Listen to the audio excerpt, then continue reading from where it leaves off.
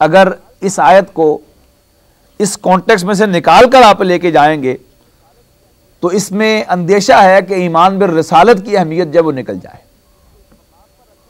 लेकिन अगर आप इसको इस मकाम पर रखेंगे कि बात बनी इसराइल से हो रही है और बात शुरू कहां से हुई थी, फ़आमिनू बिमा अंज़लतु मुसद्दिक़न लिमा माअकुम, मानो उसको कि जो हमने तुम्हारी तरफ नाजिल किया है उस बात की तस्दीक करते हुए जो तुम्हारे पास मौजूद है। तो वो ब्रैकेट जो वो लगी हुई है पहले भी, या बनी इसराइल अज़कुरू निअमती अल्लती अनअमतु अलैकुम व अन्नी फ़द्दलतुकुम अलल आलमीन, और इख्तिताम भी हो रहा है। अब उस सारी ब्रैकेट के अंदर ये गुफ्तगू है, गोया नबी अकरम सल्लल्लाहु अलैहि वसल्लम का ईमान जो है उसकी जो ज़रूरत ख़त्म नहीं हो गई।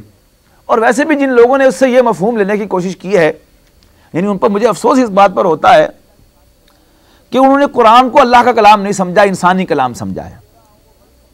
यानी अगर फ़र्ज़ कीजिए कि मैं एक लेक्चर दे रहा हूँ, वो बड़ी तमहीद इधर उधर से बांध रहा हूँ और फिर कहीं मेरी ज़बान से वो असल बात को छुपाने की कोशिश कर रहा हूँ, तो कहीं होगा कि लेक्चर के अंदर फिर कोई ना कोई एक जुमला ऐसा ज़रूर निकल आएगा जिससे समझ जाएंगे आप, क्या देखा, पकड़ा गया ना।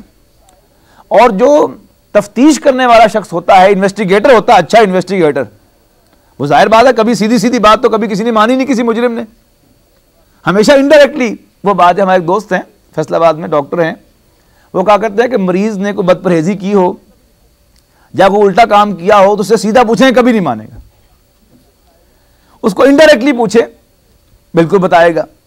तो बताते हैं एक वाकया कि एक बच्ची आई उनके पास अपनी वालिदा के साथ, तो गला उसका देखा उन्होंने खूब फूला हुआ। उन्होंने पूछा, बेटा इमली 1 रुपए की खाई थी कि 2 रुपए की खाई थी? उसने कहा 1 रुपए की। उसकी माँ कहा राम जादी ना होता।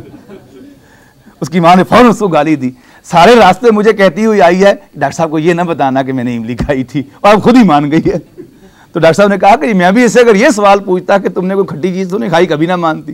तो उन्होंने वो पूछा ही नहीं, उन्होंने कहा 1 रुपए की खाई कि 2 रुपए की खाई? उन्होंने कहा 1 रुपए की खाई। तो तफ्तीश जो है वो इनडायरेक्टली अगर की जाती है तो कहीं ना कहीं वो क्लू मिल जाता है पुलिस को हमेशा कि ये शख्स जो है वो मुजरिम है। अगर तो ये इंसान का कलाम होता फिर तो कहते कि हाँ देखा इधर उधर बात कर रहे थे नबी को मानने की, हुजूर को मानने की, देखा असल बात आ गई ना दरमियान में कि नबी को मानना जरूरी नहीं है। सवाल यह कि अल्लाह का कलाम है और पूरे कलाम के अंदर जो प्रोई हुई बात है वो क्या है कि हुजूर सल्लल्लाहु अलैहि वसल्लम को मानो, ये अल्लाह का कलाम है। और ये कुरान को कोई शख्स मानता हो तो उसी से ये बात है ना। तो जो कुरान को मानता ही नहीं उससे ये सब चीज़ें जो है उनकी कोई हैसियत नहीं है। तो इस कॉन्टेक्स्ट के अंदर आप पढ़ेंगे तो मालूम होगा कि इस आयत से अगरचे यहाँ पर ईमान बिर रिसालत का जिक्र नहीं है, लेकिन इसका यह मतलब नहीं है कि हुजूर सल्लल्लाहु अलैहि वसल्लम पर ईमान लाना ज़रूरी नहीं है। और ये कई हमले हुए हैं इस्लाम पर इस एतबार से। आर्या समाजियों का हमला जो है वो यही था। अकबर के दौर के अंदर जो दीन इलाही बना था वो यही था।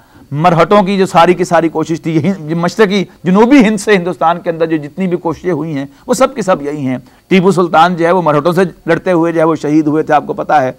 फिर यह कि अहमद शाह अब्दाली को बुलवाया था उन्होंने, शाह वली देवी रहमतुल्लाह अलैह ने ख़त लिख कर, तो वो उसी फितने की सरकोबी थी। और अब जो RSS की सारी जो तहरीक है वो भी जनूबी हिंद के अंदर से आई है, और वो मुसलमानों को ख़त्म करने के लिए कि ये जो फ़र्क क्या है कि जो बुनियादी अखलाकी अक़दार हैं उनको तो तमाम मज़ाहिब मानते हैं, आसमानी मज़ाहिब भी मानते हैं। वो लोग कि जो अपना रिश्ता आसमानी मज़ाहिब के साथ, आसमानी हिदायत के साथ नहीं जोड़ते, वो भी मानते हैं सच बोलना चाहिए, झूठ नहीं बोलना चाहिए, दयानतदारी से मामला करना चाहिए, बदयांती नहीं करनी चाहिए, वादा खिलाफी नहीं करनी चाहिए, वादे की पासदारी करनी चाहिए, अपने हमसाये को तंग नहीं करना चाहिए, किसी दूसरे के माल पर दस्तदराजी नहीं करनी चाहिए। ये अखलाकी तालीमात हैं। दीन जो है वो इनसे ऊपर की तालीम है। यानी जहां इंसान की अपनी सोच, इंसान का अपना इल्म, इंसान का अपना फेम जवाब देता है तो उससे ऊपर जाकर फिर दीन आपको रहनुमाई देता है। तो दीन की अपनी एक अहमियत है, ईमान बिर रिसालत की, इस कुरान की अपनी एक हैसियत है। उसके तहत कभी कोई बहस में आकर यहूदियों के साथ बात हो रही है कि चलो फर्ज कीजिए, यूं कहा जाता है, अच्छा चलो फर्ज करो, तुम कहते हो कि जी ठीक है हमारा चूंकि ये मोहम्मद जो है ये हम में से नहीं है इसलिए हम इनको नहीं मानते, तो बाकी क्यों होंगी सारी करतूतें तुम्हारी सही है। अब ये इस माने में आप लेंगे तो फिर ये एक बहस के अंदर एक लिमिटेड सेंस रेफरेंस के अंदर जो है एक छोटी सी बात है जो कही जा रही है।